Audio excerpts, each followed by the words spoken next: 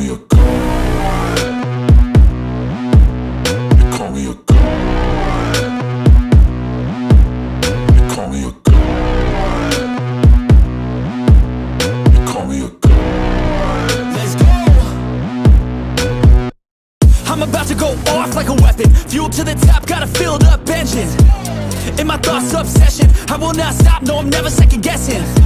I got a God complex. Haters love to hate, but I never. Hello, folks. This is more USA GSA. This segment's going to be about America's invisible prison system. It's very real, and the numbers are absolutely staggering.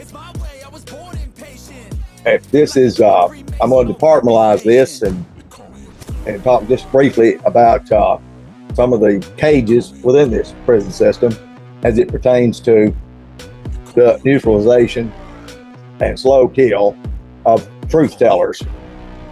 Before I jump into it, in the description of this video is my link tree, and that link tree has various ways you can support USA GSA. Also, you can take a stand with USA GSA, becoming a patron on Patreon. Also, my link to my Substack, where I've written extensively about the corrupt government programs, the people behind it, their tactics, as well as giving voice to the voiceless. When we look at the truth tellers, folks, and I'm talking about journalists and broadcasters, people that do what I'm doing, whether it be in what type of media it is, it makes no difference.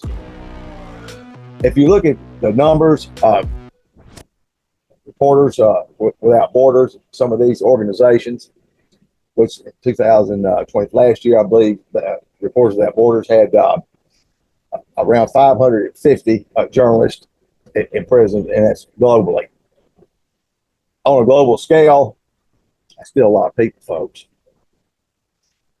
But the numbers are absolutely minuscule when you try to do the research on those numbers, and there's a reason for that. Because in the United States of America, we have the First Amendment to the Constitution of the United States of America, and so they can't get away with that. They can't get away with that. If they could, then we might have some numbers. And so it's hiding in plain sight, folks. It's an invisible prison for truth tellers. The Apostle Paul wrote most of the New Testament, 13, I believe, out of 27 books. Many of which, I think about half of that was written while he was imprisoned and later executed. It's ironic that the very person that hunted Christians and destroyed Christians, converted and became the truth teller about 60 AD, building churches, and a prolific evangelist and writer. You see what happened. Nothing's changed, folks. Nothing's changed. I've covered stories, especially with YouTuber Rebecca Baumgartner in Columbus, Mississippi, exposing corrupt law enforcement there in Lowndes County, was falsely accused, arrested for selling drugs. Nothing to be further from the truth. And I've got the playlist on this channel. I encourage you to go in there and look at those things. And here in a couple of days, we'll have Rebecca back on here. And she was subsequently convicted, a wrongful conviction, and given 24 mandatory years and state penitentiary in Mississippi. We're holding out for her appeal and some other things. It's been so many very clear criminal violations committed against her by the sheriff's department and the prosecution, including the judge, that there's no doubt in my mind that this case will be overturned. But she's going 3 years and it's a long time, folks, to be wrongfully convicted for exercising your constitutionally protected right.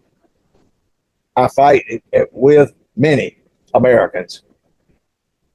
The Reporters Without Borders gives us 550. I'm going to tell you, folks, that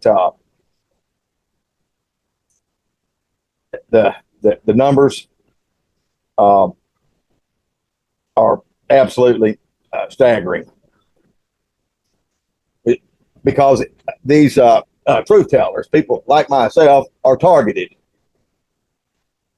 And many countries, it's referred to as a soft kill, and that absolutely fits the bill with what I'm talking about now, a soft kill. And that number of truth tellers in America, at a conservative figure, is around 50,000 people, 50,000 Americans. Globally, well over 500,000.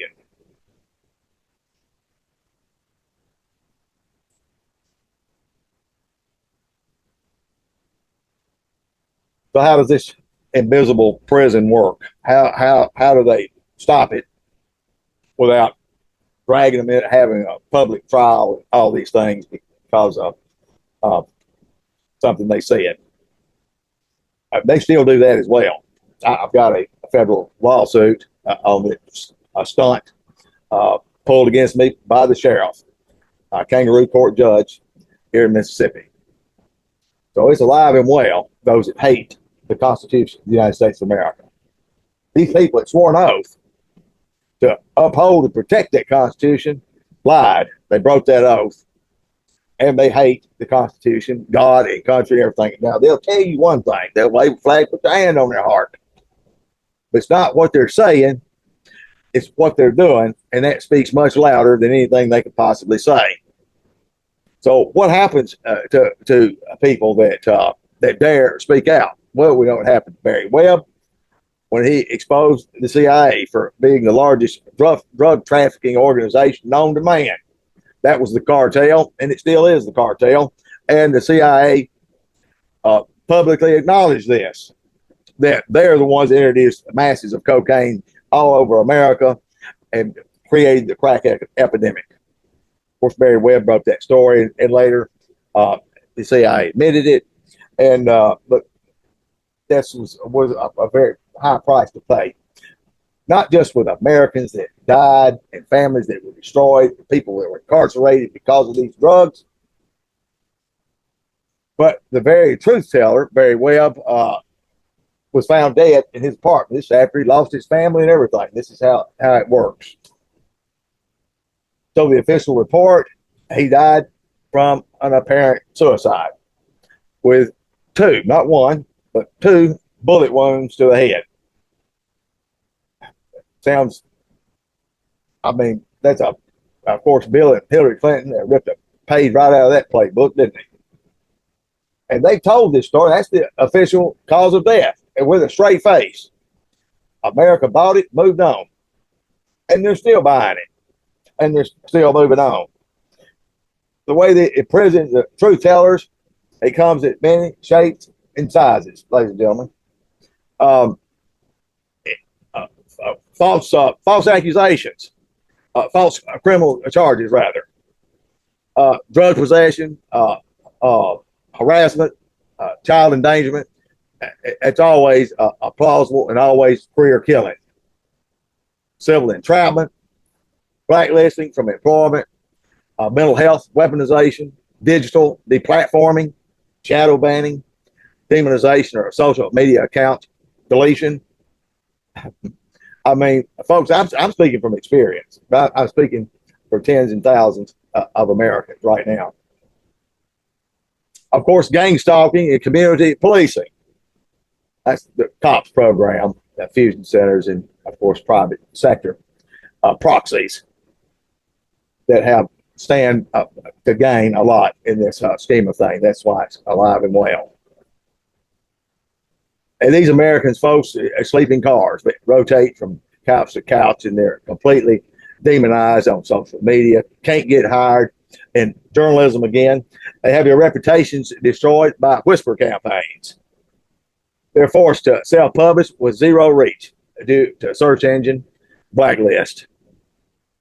The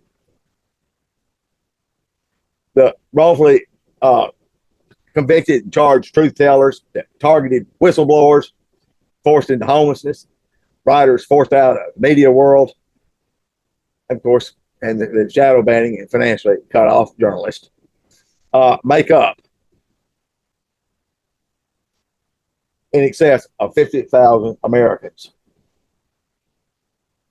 Many of you know someone that happened to take a stand that reported drug activity, or that reported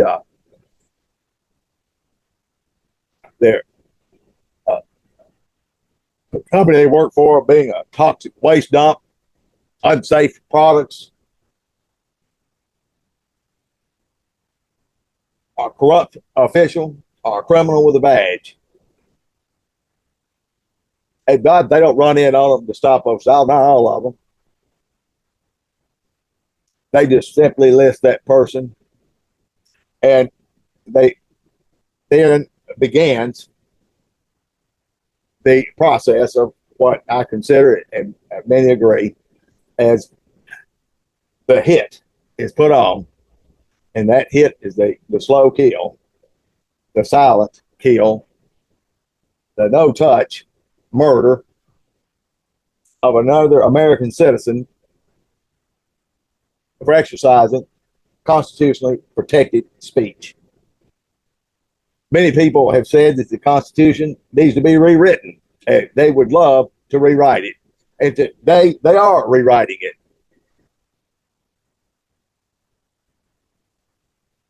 They're rewriting it by circumventing it. And I'm challenging you folks, the Constitution doesn't need to be rewritten. It needs to be reread. These oath breakers need to be exposed. And without your support and without your participation, my words will fall on shallow ground. I think that that's about the most important thing I can imagine saying to everybody today, because this is really what it's about. This is really what it's about. People say, well, how are these things happening? How did January the 6th, how did all these things happen? I'll tell you how it happened. Because anyone dare stand up and speak the truth and tell it like it is, instead of telling the lie that they're told to tell, at least they lose it all, is the reason that we're having these problems in our country. And it is a problem, a big problem. If you're okay with another American citizen given a death sentence, a covert death sentence, partly funded by your tax dollars, if you're okay with that, then right on with it. Jump on TikTok or Facebook and waste the rest of your life. But if you're not okay with it, I encourage you to support these people that will tell you the truth. I'll fight for my rights. I'll fight for my constitutional rights to the bitter end, to my death. And for me to give up my constitutionally God-given birthright, they will have to kill me. And believe me, folks, they don't have any problems with that. You should have a problem with that. I've got a problem with that. I think enough Americans have died for us to have this, for it to be simply excused as business as usual. It's not business as usual. And it will continue to be our mantra.